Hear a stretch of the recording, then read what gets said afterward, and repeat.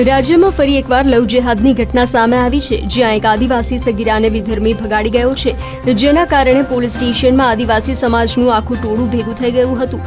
આ ઘટના છે વલસાડ જિલ્લાના ધરમપુર તાલુકાની, જ્યાં સગીરા લવ જેહાદનો શિકાર બની હોવાની વિગતો બહાર આવતા જ લોકોમાં ભારે રોષ જોવા મળી રહ્યો છે.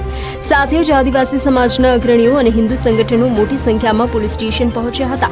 જોકે પોલીસે આ મામલાની ગંભીરતા સમજી અને તાત્કાલિક પોલીસ ફરિયાદ નોંધી છે અને આરોપીને ઝડપી પાડવાની ખાતરી આપી છે.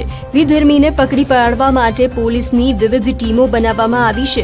પોલીસ દ્વારા આરોપીના પરિવારજનો, મિત્રો અને સગા સંબંધીઓ પર વોચ રાખવામાં આવી રહી છે.